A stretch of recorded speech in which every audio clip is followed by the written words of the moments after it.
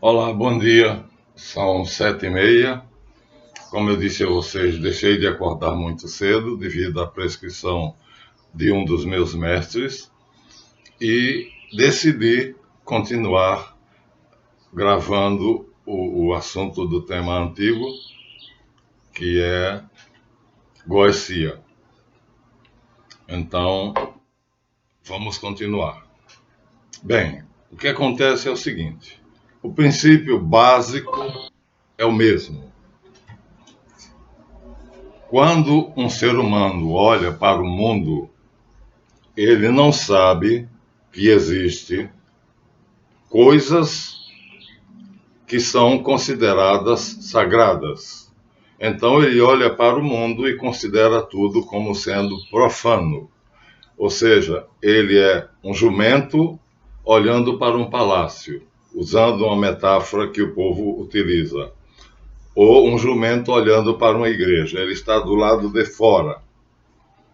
Então ele não tem culpa. Logo, as pessoas comuns, elas não têm culpa pelo mal que elas fazem, porque a comparação aqui não vai diminuir. É realmente o asno, né, é o símbolo da ignorância. Na minha terra, desasnar a criança significava levá-la para aprender o ABC.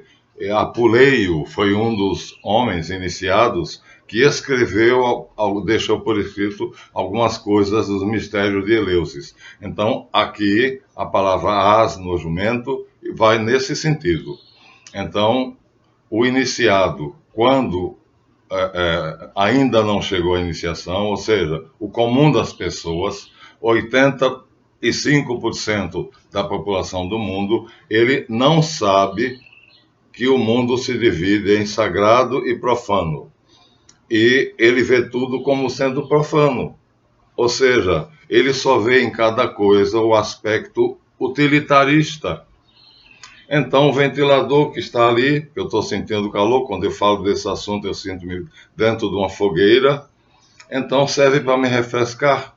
O livro serve para ilustrar a minha exposição com gravuras. A cadeira onde eu estou sentado, e assim sucessivamente. Então, a visão do profano é meramente utilitarista. O que é que acontece? Em determinado momento, ele, ou por uma decisão própria, ou através de um livro, um filme, quer dizer, instigado de alguma forma, por alguma razão, ele então decide sair desta visão. Olha, a figura é enorme, mas aqui o que é que mostra? Nós estamos vendo um profano que estava vendo aqui nesse mundo o sol, árvores, montanhas, rios, e o que é que ele faz? Simbolicamente, ele bota a cabeça para fora. Ao botar a cabeça para fora do que ele considerava profano, então ele vê o universo como sendo sagrado. Essa figura é maravilhosa. Ela tem uma concepção belíssima. Então, esse cidadão aqui, o ventilador atrapalha um pouco, mas eu sinto muito calor quando eu falo dessas ciências, dessas coisas, desses assuntos. O Espírito de Deus se move em mim e eu danço como rei Davi. Então há um fogo, nosso Deus é um fogo devorador. Então me desculpem, eu não posso ficar hoje sem o ventilador, que está muito quente. Então, olha aqui, ó. Um profano via o mundo como sendo constituído por árvores, pelo sol, pela lua, pelas estrelas, planícies e montanhas, e através de algum processo, em determinado momento, no tarô é a carta 0, o louco, ele é instigado por um cãozinho que morde a bunda dele, ele decide botar a cabeça para fora desse universo. Isso é uma metáfora para dizer que ele recebeu de alguém a noção de que o mundo não é profano. O mundo é sagrado. A criação é sagrada. E ele bota a cabeça para fora do mundo da Matrix. O filme é fantástico. Não cansarei E ele aí vê, aqui não tem formas, exatamente porque aqui é apenas para dar a noção de sagrado. Esta é a primeira atitude, quer de um mago, quer de um feiticeiro. É perceber a diferença entre o sagrado e o profano. Então, ele vai começar o aprendizado dele. E por onde ele vai começar o aprendizado dele? Ele vai começar o aprendizado dele percebendo que no princípio era o caos. É a célebre frase da Bíblia. No princípio era o caos. Já não vou desmarcar, mas ela está tão no início lá que não vai marcar. Então, ele vai ter essa segunda noção. Vamos ter cuidado com os marcadores, porque se eu precisar voltar. A segunda noção dele é que o mundo é um caos. Ou seja, quando ele descobre que há o sagrado, ele percebe que o sagrado é uma ordem, é o cosmos. A criação é ordenada, é um relógio perfeito, é um mecanismo tão bem organizado que ele fica perplexo diante dessa belíssima ordem. Cosmos quer dizer ordem, é o mesmo que universo. E aí ele se sente na obrigação de automaticamente compreender que ele está na Matrix, ou seja, quando ele está no estado de ignorância, dentro da Matrix, aqui, na verdade, tudo para ele parece caótico. Não é, é uma ordem, mas ele não percebe. E aqui, tudo é uma ordem perfeita. Ele então distingue entre o caos e o cosmos. Então, para o mago e para o feiticeiro, assim que a iniciação acontece, então nós percebemos que o que para todo mundo, 85% da humanidade, parece que está tudo bem, tudo normal, tudo acontecendo como deve ser, na verdade não é. A Matrix é uma grande desordem. Portanto, aí nós temos a noção, esse é um quadro ilustrativo do caos dos elementos, terra, água, fogo e ar misturadas. Esse é o símbolo do caos dos elementos. E aí, quando nós percebemos, então, que a Matrix, ou seja, o mundo como onde nós estamos, é um caos, então você tem de tomar necessariamente uma decisão. Ou você se mantém dentro desse caos indiferente, sem ligar para ele, ou você decide organizá-lo, fazê-lo semelhante àquilo que você viu quando botou a cabeça para fora.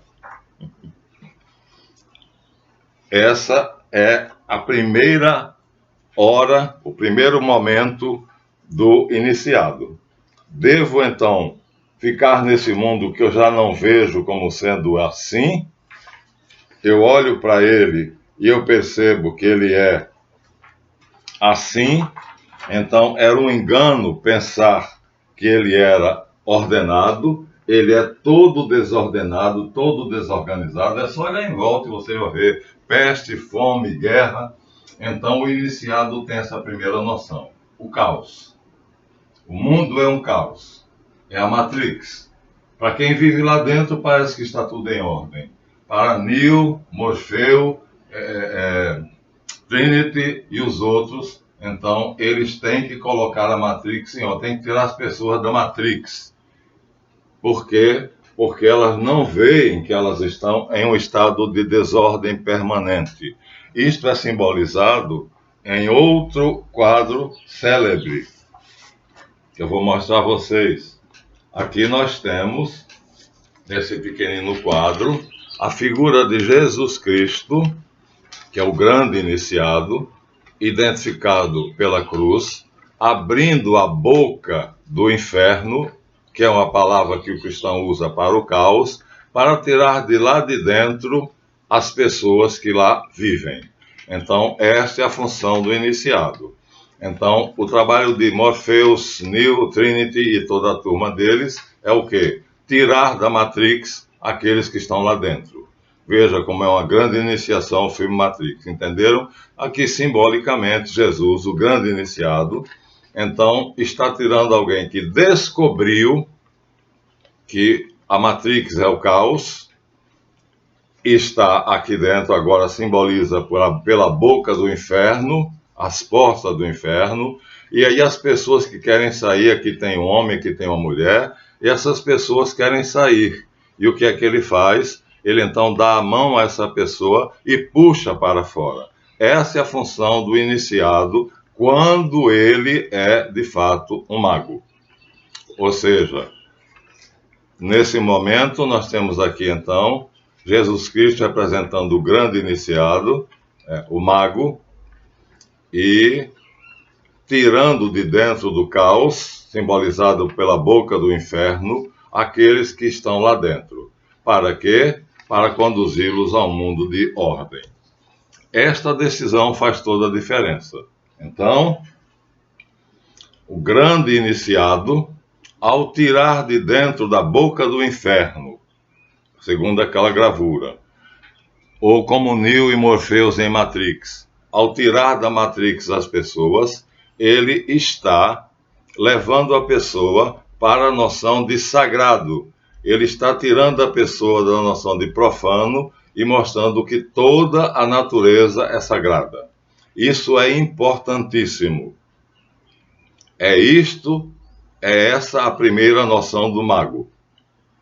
A minha obrigação, portanto, é tirar vocês do caos, representado por aquele desenho clássico, né? O caos dos elementos. Não sei se eu devo mostrar novamente, eu me repito muito.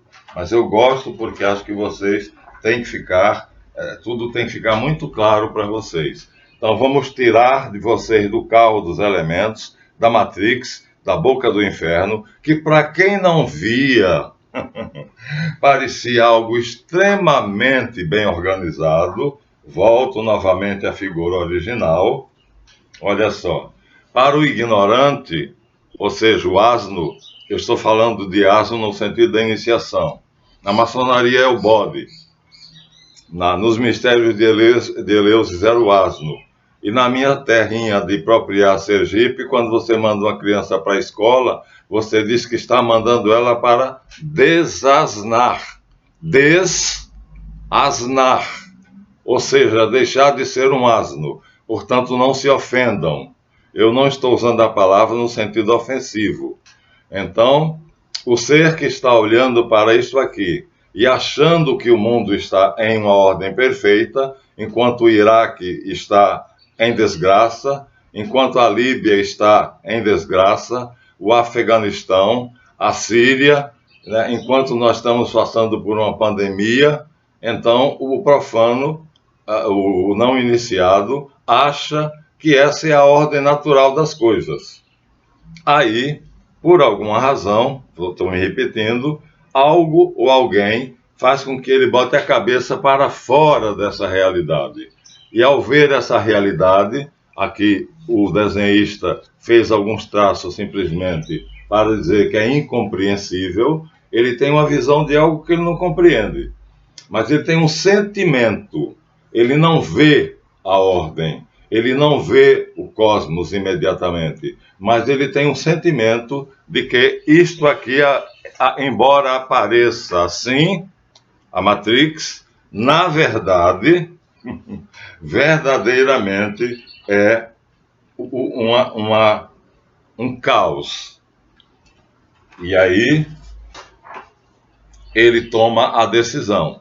Fico indiferente, não faço nada, vivo a minha vida, aproveito aquilo que é meu. Eu conheço muitas pessoas assim, tenho gente assim na minha família, é abastada, são pessoas abastadas, ganham bem e não estão se incomodando com os outros.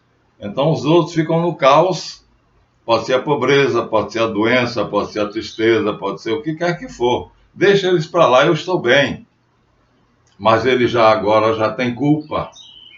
ele já não é mais um asno, portanto, ele já não é mais um profano, porque ele descobriu que o universo é desordenado e ele percebeu que o sagrado é ordenado.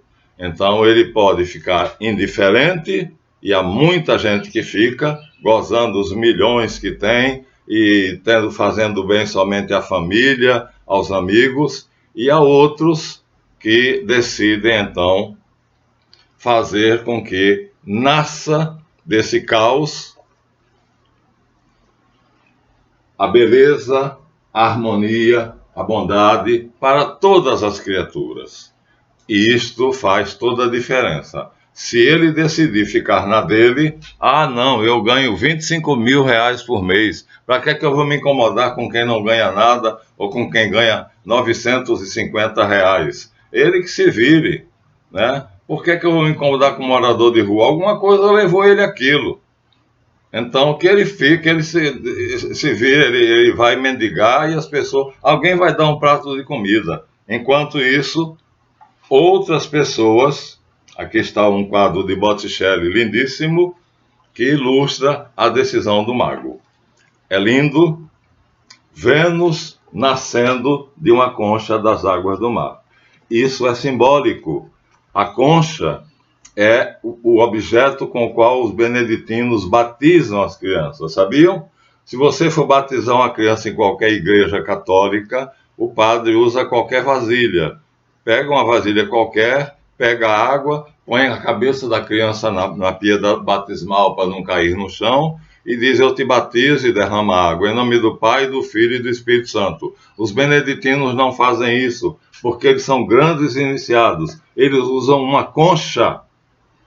Por quê? Os peregrinos que vão para Santiago de Compostela também vão, durante o caminho, meditando sobre como fazer para colocar a sua própria vida em ordem e, logicamente, a vida dos outros em ordem. É o que diz o livro de Paulo Coelho, como um exemplo, o Caminho de Santiago. Então, aí, se eu tomo a decisão de fazer nascer de uma concha, aqui, portanto, o símbolo do renascimento, né? O mago renasceu, ele nasceu de novo. E ele quer tirar, então, todo mundo através dos seres angélicos que estão aqui ao lado dele, ó.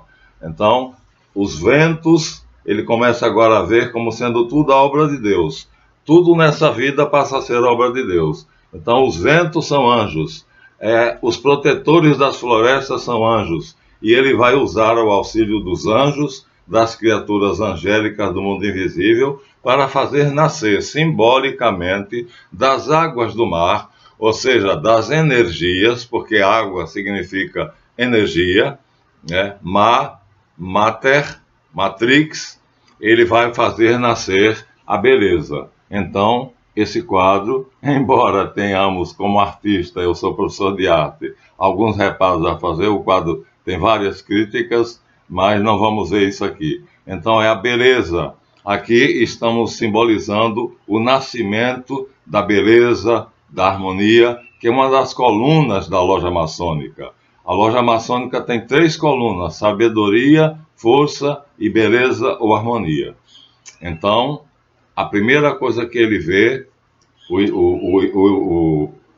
o novo iniciado, é que ele tem que tirar as pessoas do caos, como na figura de Jesus Cristo. Ele tem que tirar as pessoas da Matrix, como no filme Matrix, e ele tem que tirá-los do inferno do caos, e então fazer com que eles nasçam para um mundo harmonioso. Ele assume o compromisso de transformar o profano em sagrado. E não somente ele, mas comunicar isso a todas as pessoas com que ele puder. Ou seja, é uma obra coletiva, mas eu tenho que começar por mim. Eliphas Levi diz dogmaticamente: a primeira obra do mago é a organização ou construção de si mesmo. Eu tenho, portanto, que me tornar o cosmos. Eu tenho que colocar meu organismo em ordem. Já estou, viu, minha gente? Eu disse a vocês no vídeo passado que eu estava na grande balança e que recebi uma ordem de um dos mestres, dizendo que eu não abusasse do meu corpo, porque ele estava sofrendo o impacto de uma iniciação muito perigosa, que é o despertar de Kundalini, o fogo serpentino, que passa pelo centro da medula, e não vamos agora entrar no mérito da questão. Mas todo mundo já ouviu falar de Kundalini.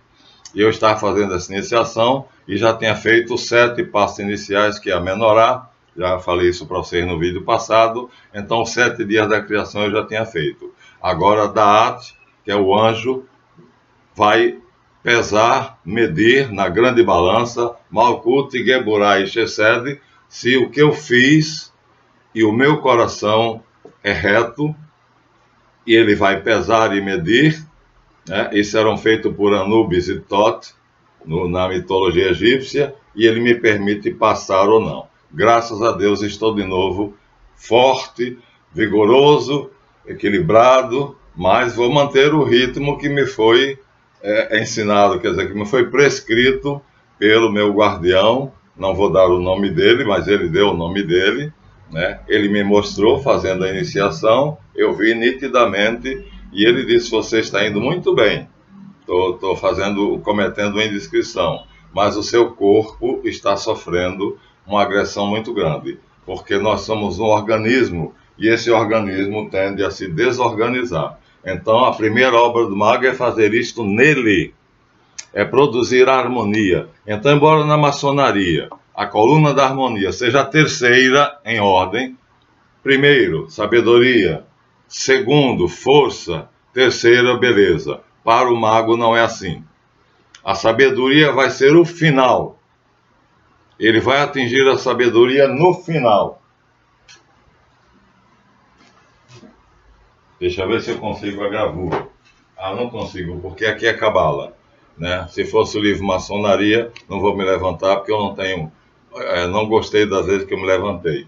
Então, as colunas do templo maçônico, sabedoria, força e beleza, simbolizada aqui pelos 3 pilares da árvore da vida.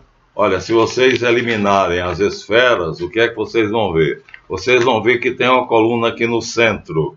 Vocês vão ver que tem uma coluna do lado direito. Olha aqui, tá vendo? O pilar da...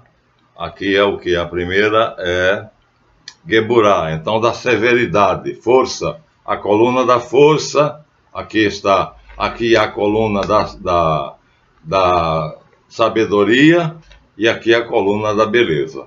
Então, para o mago, ao contrário do que está na loja maçônica, o importante, a primeira atitude do mago é a organização de si mesmo e, portanto, a organização do mundo. Ou seja, ele tem que renascer, né? Então, não é a força, a fortaleza, a força que é no sentido de fortaleza, tá? Ser forte contra os próprios defeitos, vencer os defeitos através da própria força, enfrentar o mundo não fraquejando diante dos obstáculos. Essa é a coluna da força. Então é a coluna que está no primeiro vigilante. Ele toma conta dessa ala, dessa coluna. E o venerável tem a coluna da sabedoria. E no centro é o segundo vigilante que toma conta da coluna da beleza ou da harmonia. Não é assim. Está errado.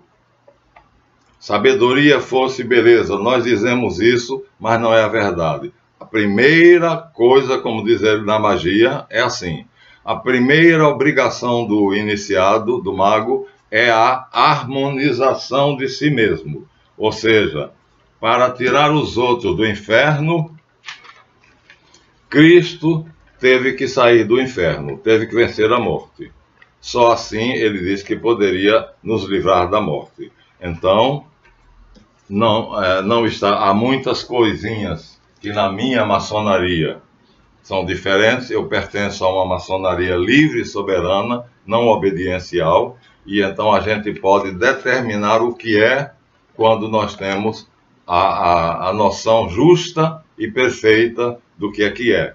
Então, na maçonaria não está certo. A coluna da força, da sabedoria, está na mesa do venerável. E ela é a maior, é a primeira, em ordem de hierarquia. Depois vem a da fortaleza, que é o primeiro vigilante. Depois vem a da beleza, harmonia, que é a do segundo vigilante. Na magia não é assim. A coluna da harmonia, que é o equilíbrio dos opostos, é a primeira.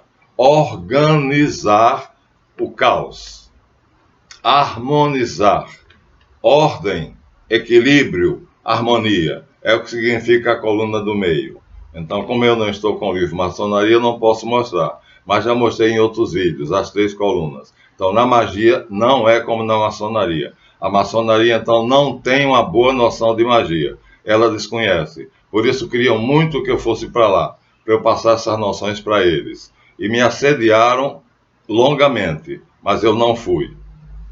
Porque tem 3 círculos e a meta é chegar ao círculo central, e o círculo central não é de pessoas boas, é de pessoas que querem ser, quer dizer, viver uma vida folgada e deixa os outros uma sociedade fechada. E não é essa a noção cristã. Eu sou cristão, então eu não posso me conformar em deixar os outros dentro da Matrix, dentro do boqueirão do inferno, e eu estou fora, ótimo. Isso, portanto, faz com que, dentro da minha maçonaria, né, Maat, maçons associados pela antiga tradição, associados à Federação de Lojas Livres e Soberanas da França, nós somos sócios de um organismo que só aceita lojas que são soberanas, que não estão subordinadas a nenhum poder central. E eu faço parte, sou o único no Brasil que sou associado. Eles, quando se referem a mim, dizem: você que está nesse fim de mundo, então o que é que eu estou fazendo aqui? Imitando Jesus Cristo, já produzi em mim a ordem. Agora, novamente, na iniciação perigosíssima que eu estou fazendo, o perigo passou. Eu já fiz a obra dos 7 dias. Agora, a obra dos 3 dias, eu não vou falar sobre ela. É tabu, eu não posso falar, né? Então, eu fiz Keter, Yesod, Netzah, Hod, Tiferet, Geburah, Chesed. E fiquei esperando que o anjo de Daat me desse passagem. Ele poderia me matar ou ele poderia me deixar passar. E graças a Deus eu tive um aviso que eu deveria me fortalecer, porque exige muito do organismo, e então ele me deixou passar. Então hoje já estou completamente, o meu organismo já está como do grande iniciado, e aí continuo na minha função, agora com mais capacidades, com outra visão do mundo, do cosmos, tentando tirar do inferno, ou seja, da Matrix, aqueles que estão lá dentro. Essa é a função do mago. O contrário é o feiticeiro. Então, o feiticeiro, que é o que o Carlos me pediu, em francês, goecia, a palavra em francês é goecia, eles usaram essa palavra, o equivalente a isto. Talvez se eu procurar no livro de Cabala eu encontrar essas 3 colunas. Então, agora eu estou de novo, eu fiz novamente, pela 10ª vez, eu renasci. Mas renasci da iniciação, eu acho que é a última. Agora só a morte. A minha última iniciação agora será a morte.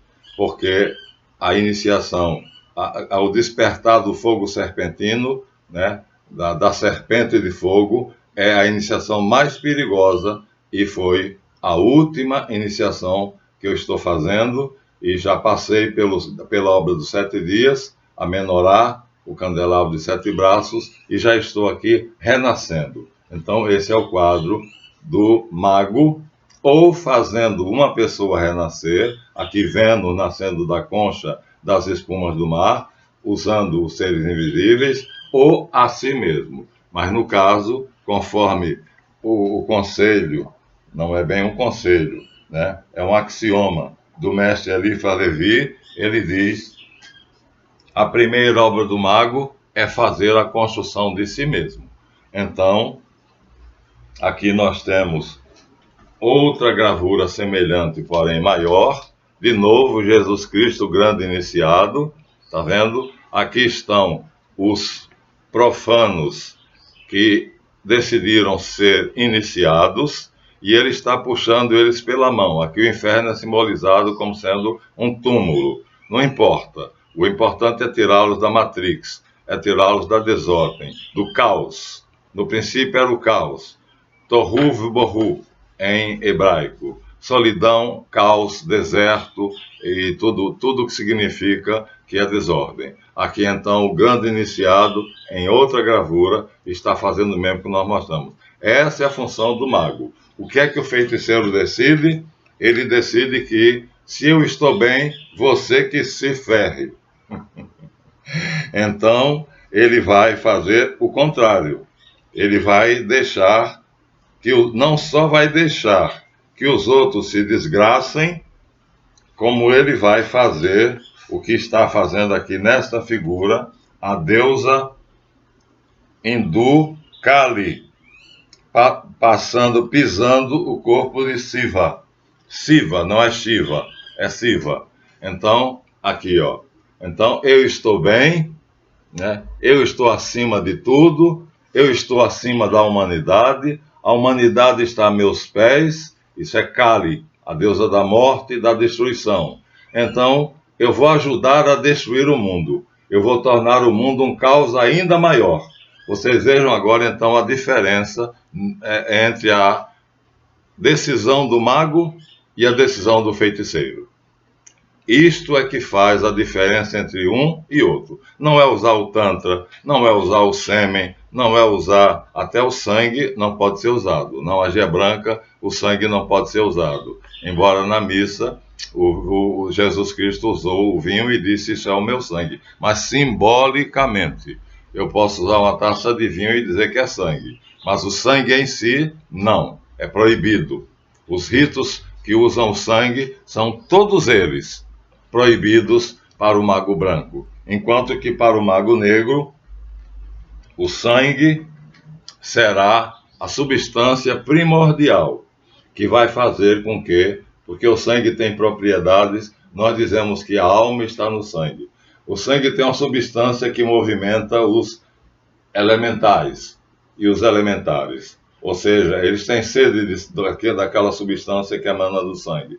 Então, o sangue tem um tipo de vapores, dos quais se alimentam os elementares, e os elementares e os demônios, então, vão ajudar aquele que faz ritos de sangue. Ou seja, o mestre deles é Kali, a deusa da morte e da destruição, das trevas e da desordem.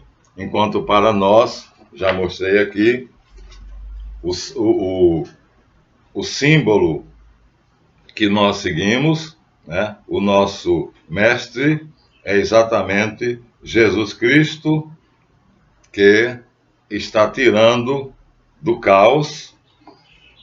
É o contrário. Enquanto o mago negro se acha no privilégio de ficar sobre o cadáver dos outros e se tornar mais rico e mais poderoso, o grande iniciado mago, ele vai tirar do inferno, nessa gravura, o inferno aqui está embaixo como um túmulo, ele vai tirar do caos, da Matrix, ele vai tirar aqueles que querem a iniciação na magia branca. Porque ele sendo um mago branco, ele vai iniciar na magia branca. Essa decisão é tudo. Então, os objetos que são usados não fazem com que eu seja um mago branco ou negro, exceto o sangue. Se eu usar o sangue, aí não. Aí eu estou ingressando na corrente da magia negra, porque nós sabemos que os demônios, os espíritos maus, o sangue tem um eflúvio que faz com que eles se alimentem. Eles se alimentam com o plasma sanguíneo. Aquilo que sai do sangue, para eles, então, é algo que os fortalece. E aí, quando eu ofereço a eles sangue, não é o sêmen. Então, muita gente acha que a magia sexual é negra, é magia negra. Por quê? Porque ela usa o sêmen ela usa o sexo, mas não é o sexo nem o sêmen que vai fazer com que uma coisa seja boa ou má. Aqui nós temos uma gravura muito linda. Nós estamos vendo aqui, ó, o espírito da paternidade, Deus Pai, né, usando uma mulher que é mãe, o corpo é lindíssimo, dando de mamar a um bebê. A maçonaria tem essa figura no terceiro degrau.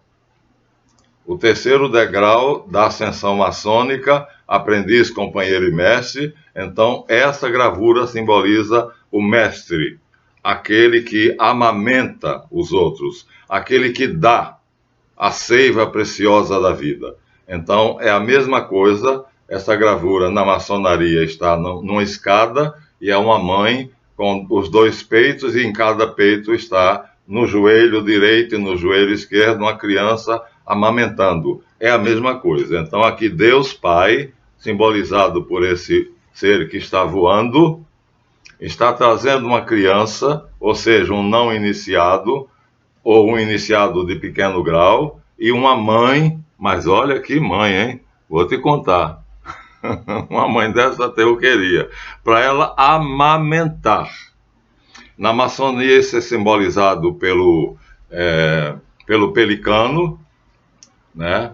Que tira quando não tem comida, ele arranca com o bico do próprio peito a carne para dar aos filhotes para eles não morrerem de fome. Então, esse é o terceiro estágio da maçonaria, o grau de mestre, quando você chega à noção da magia branca. Até então, como aprendiz e como companheiro, você poderia até inadvertidamente cometer atos de magia negra. Mas esse é o símbolo da ação do mestre. A ação do mestre é dar de comer a quem tem fome, dar de beber a quem tem sede, vestir os que estão nus, libertar os cativos, tirar a venda aos olhos dos cegos e fazer falar os mudos. E assim dar a todos a oportunidade de ver o mundo sagrado, que é o que nós agora voltamos para a primeira, belíssima, né? O quadro é belíssimo, maravilhoso, ainda mais com essa mulher linda. Esse é o grau de mestre. Essa é a função do mestre. Então, o mestre maçom é, na verdade, um grande mago.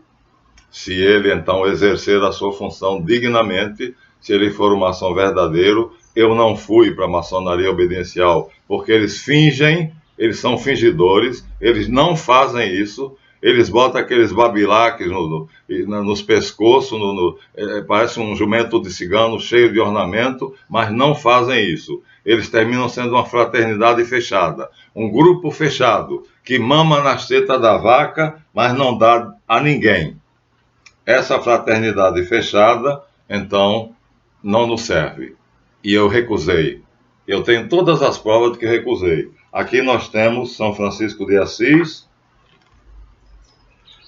quando descobriu que o mundo todo é sagrado. Aqui ele está conversando com os animais, irmão Sol, irmão Lua, ou seja, ele teve o privilégio da revelação de que tudo é sagrado.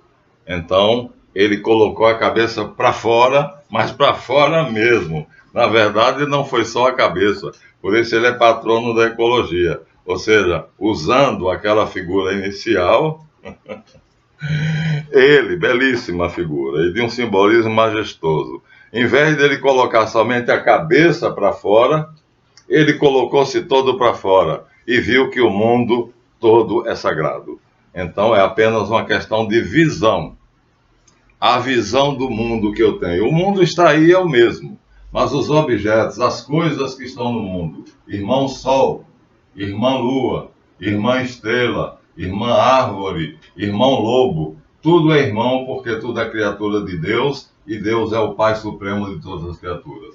Francisco de Assis, patrono da ecologia, não colocou somente a cabeça de fora, ele colocou o corpo todo e viu então que tudo é sagrado. Que maravilha! É considerado o maior santo da Igreja Católica. O maior. Até a ONU, né, elevou a uma dignidade muito grande pegando ele como santo da Igreja Católica, é o único santo da Igreja Católica que entra no calendário das Nações Unidas profano e é o patrono da ecologia. Não, não é não. São José da Cupertino é patrono dos astronautas, porque ele voava, ele levitava. Quando ele queria, ele levitava. Então, eu tenho duas opções. Me considerar o bambambam, quando eu vejo que o mundo é dividido em sagrado e profano, deixar os outros, me colocar em pé sobre o cadáver, sobre o corpo dos outros, submeter os outros, subjugar os outros, isso é goecia, isso é feitiçaria. E aí eu estou bem, né? E eu estou subjugando, eu sou um Deus, e os outros estão então aqui numa posição de sujeição, deitado, subjugado. É Kali, a deusa da morte, da destruição e das trevas. Esse é o momento fundamental, onde vai nascer ou um mago ou um feiticeiro. A palavra goecia, meu queridíssimo Carlos, significa feiticeiro. Então, assim, nós estamos fazendo essa série a teu pedido. E, devido aos problemas de yoga, de tantra, o vídeo anterior foi proibido para crianças. Está dito, esse vídeo não pode ser visualizado por crianças. Esse daqui pode. No máximo aparece essa mulher nua, mas com sentido de maternidade. Não sei se eu vou encontrar agora. Agora vejam aqui, ó. Tá vendo, ó? A operação do Mago Negro é sempre essa. Tá vendo, ó?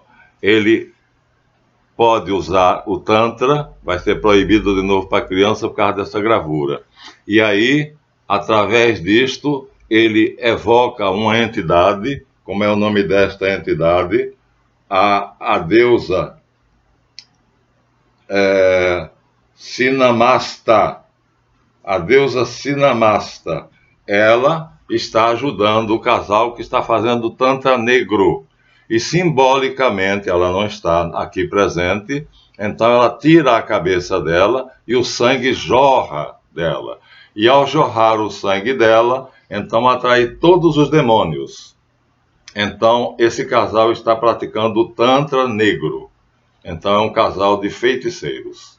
Estão usando o Tantra, que pode ser branco, cinza ou negro, eles estão usando o Tantra negro. Porque esses 3 fios aqui simbolizam o sangue. Ela tirou a cabeça e ao tirar a cabeça jorrou de dentro do corpo, claro, 3 rios de sangue. E ao fazer isso, o casal vai atrair demônios e esses demônios, atraídos pelo sangue, vão servi-los.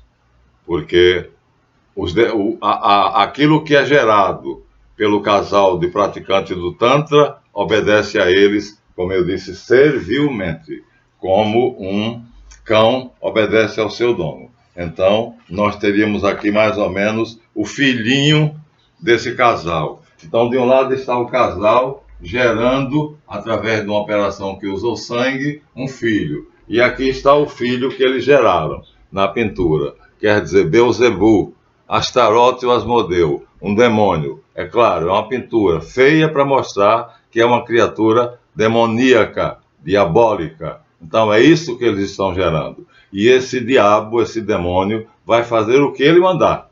Vai matar, vai fazer adoecer, vai criar a desordem, vai destruir casamentos e assim por diante. Aqui as duas figuras estão uma ao lado da outra. Esse é o trabalho do Mago Negro, esse é o trabalho do feiticeiro. É assim que o livro representa, né? O nome da deusa que está aqui, como eu não sou muito bom em teogonia hindu, aqui ele diz, o nome é Sinamasta, a grande deusa da sabedoria. E então ela está fazendo aquilo que os magos negros fazem. Então o casal não está fazendo o Tantra branco, está fazendo o Tantra negro. Pronto. Com isso nós encerramos e aí mostramos que é preciso descortinar primeiro o sagrado e perceber que no mundo existe uma diferença entre o sagrado e o profano, e só depois dessa descoberta é que você pode decidir o que vai fazer com o sagrado. O mundo agora continuará sendo o mesmo. Eu continuo vivendo no mesmo mundo que você, só que cada objeto que está à minha frente é sagrado. Para o Mago Negro também. Só que ele vai fazer o quê? Ele vai profanar o sagrado. Aí é outra história e nós vamos continuar no próximo capítulo. Até lá, se Deus quiser. Eu trouxe muitos livros e só usei esse. Você veja como o assunto é longo. Carlos, você me meteu numa aventura e tanto. Então, por favor, vejam o vídeo, deem seu like. O livro já está à venda. Quem quiser o livro, Uma História Política da Cristandade, é uma aventura das três principais religiões, islamismo, judaísmo e cristianismo, lutando pelo domínio do mundo, utilizando para isso as suas sociedades secretas. Né? No caso do catolicismo, usando os jesuítas e as ordens como é lá no filme do Dan Brown, existe lá aquela outra que eu não lembro. Em suma, cada um usa as suas ordens secretas para poder dominar o mundo. Então, o assunto central do livro é esse, aquilo que ninguém disse a vocês. Essas três religiões lutam e o Papa Francisco está tentando fazer com que elas entrem em harmonia para produzir um mundo melhor, porque elas dominam, no final das contas. O budismo não é religião, mas também tem uma quantidade de adeptos enorme, então ele vai terminar procurando saber. O Dalai Lama está exilado, porque a China comunista não permite, mas a ideia do Papa Francisco é unir as lideranças religiosas para pararem de brigar pelo domínio do mundo. A religião cristã é a mais poderosa do mundo, porque ela tem 3 bilhões e 800 milhões de adeptos. E daí? Ela está fazendo o mundo melhor? O judaísmo é uma religião maravilhosa. Olha, Moisés, nos seus mandamentos, ele manda o homem seguir rigorosamente a harmonia da natureza. Os 10 mandamentos, se você segui-los, você estará se harmonizando com o universo e harmonizando o universo, a grande balança. Malkut, a minha cabeça, Geburah, a minha esquerda, Chesed, a minha direita. Eu estou estendendo porque é nessa direção. Ele está harmonizando isso. São os mandamentos de Moisés, os 10 mandamentos. Que coisa linda, maravilhosa. Isso foi nos deixado por Javé, o Demiurgo. E o islamismo? Bem, o islamismo eu não tenho muita simpatia não, porque Maomé promete que o postulado básico é: só quem merece viver é quem obedece à lei de Deus. Eles, na verdade, realizaram isso durante um tempo, do ano 630 até o ano 1490, aproximadamente. Então, crê ou morre. Se você não é bom, não é fiel, não segue a Sharia, não merece viver. Isso é um radicalismo inaceitável, né? Isso não pode ser uma religião. Uma religião não pode dizer que só quem é digno de viver é quem segue a lei de Deus. Pelo amor de Deus. Quem não segue, eu mato. Então isso torna o islamismo uma religião, a meu ver, extremamente duvidosa. E o budismo, que é uma religião, não é uma religião, é uma doutrina filosófica maravilhosa, linda, né? que busca a harmonia, como eu disse. A principal busca é a harmonia, a fortaleza para vencer. Um monge budista não pode matar nem uma formiga. Não matarás. E ele não procura adeptos, ele simplesmente age. O exemplo dele é quem atrai. Então nós fazemos no nosso livro Uma História Política da Cristandade, já está à venda e já está disponível. Se você colocar no comentário deste vídeo, eu quero o livro, eu colocarei no seu comentário o link. Você clicando no link, vai entrar no meu site e vai ter todos os procedimentos para que dê de 20 a 40 reais pelo livro. Você quem decide. O procedimento vai exigir o número do depósito bancário. E esse número colocado ali, você terá direito de receber o livro.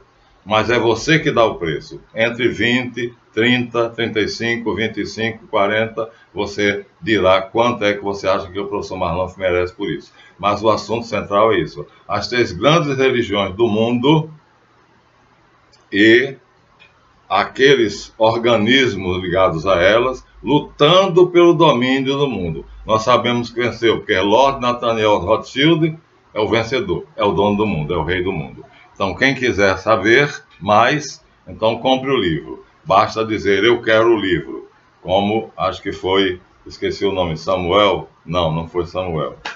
Moisés. Moisés colocou, eu quero o livro, e eu botei o link no pedido dele. E através do link você chega lá. Já chegamos a 50 minutos, chega, e vamos continuar a série Goecia, que é feitiçaria. Até o próximo, deem seu like, não esqueça da mãozinha para valorizar o canal. Até o próximo vídeo dessa série.